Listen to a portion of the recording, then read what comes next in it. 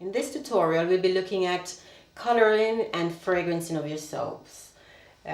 Colors add dimension to your soaps, and fragrance is what really let your soap come alive, because the first thing people are going to do is pick up your soap and smell it. And so you want something really, really good to present to people so that it's favorable. First up, you have to think about the oils that you're going to be using in your soap, because that's going to lend color to the end product, you know. So, for example, if you look at coconut or sweet almond oil, you'll get a light soap. If you use avocado oil, which is a dark green oil, or hazelnut oil, which is dark as well, you'll get dark color soaps. And also, which I'll talk about later on, is your essential oil. That is going to add color to it, because that has color in it, and all of that blend together will determine what the end soap is going to look like.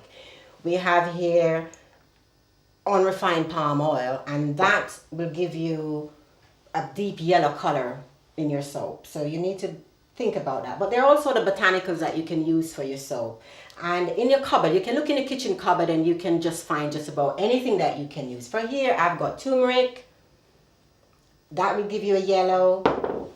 I have cinnamon, and this will give you specks of browns, or depending on the quantity you use as well, that will add color.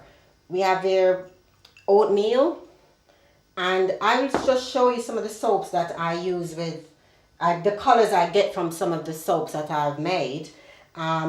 This oatmeal, it gave me this soap. It has little specks in it, and it has texture to the soap, because you can see the flecks of it as well. So it not only color, but it also adds texture to the soap.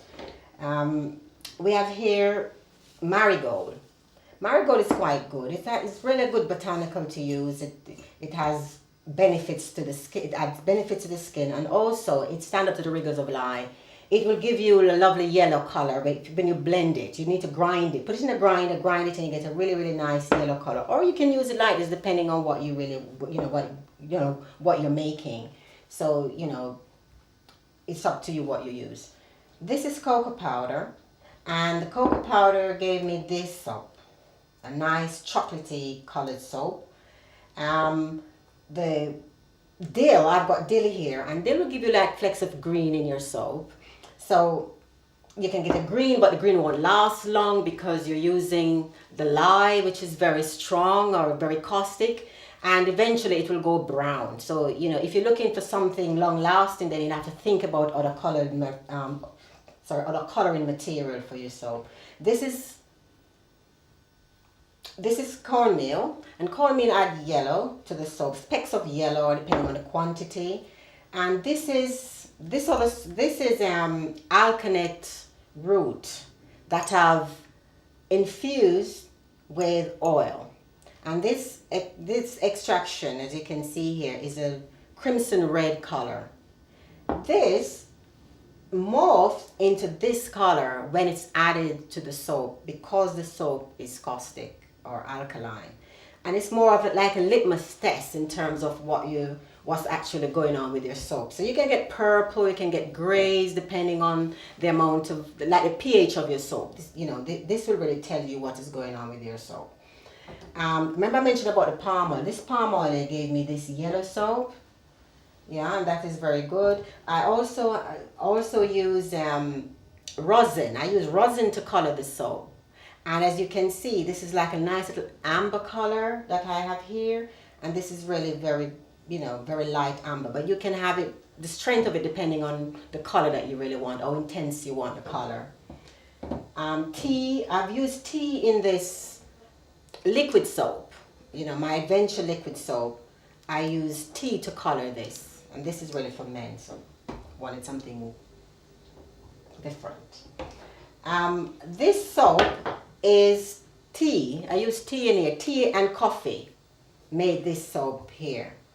So, and this one again is the alkanet root to give me this color. So you can use stuff from your kitchen. However, if these colors, they don't, some of them will last long, some won't. But if you're looking for the colors of the rainbow. It's not going to have it with, you know, with the natural colors.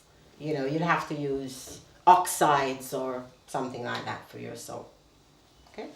Now for fragrancing, fragrance, the first thing people do when they pick up your soap is to smell your soap. And what you want is to make sure that your soap smells really nice. You can use either essential oils or fragrance oil. The difference is that essential oil, they add benefits to the soap, whilst fragrance oil doesn't. It's just synthetic stuff. Fragrance oil are the volatile oils from the bark and tree, and any part of the tree or the plant is usually distilled, or there are different ways of extracting it, but it tends to last long depending on the type of oil that you have. For example, you have like the citrus oils tend to be like top notes. And when you're blending your oils, because if you want to get something really nice, you have to get a good blend of the oil. So it's really good to, it's like an orchestra, you know, you have to have everything balanced out and really nice to come together. So you have to think about having top, middle and base notes for your oils. And you have different types of oil will give you that. In the book, we've talked more about blending oils and all the stuff that you can get. So it's good to make reference to the book for that sort of information. But it opens a new way of expression for yourself and for your soaps. So you can just try them and see what you like. Well, I've said enough about ingredients and all that sort of stuff, and I'm sure right now you probably think, you know, when she's going to start making this soap? Well, I'm going to get onto it now. So in the next part of it, we'll be looking at the practical exercises, and I'll be making some soap now. Okay? So it's soap time.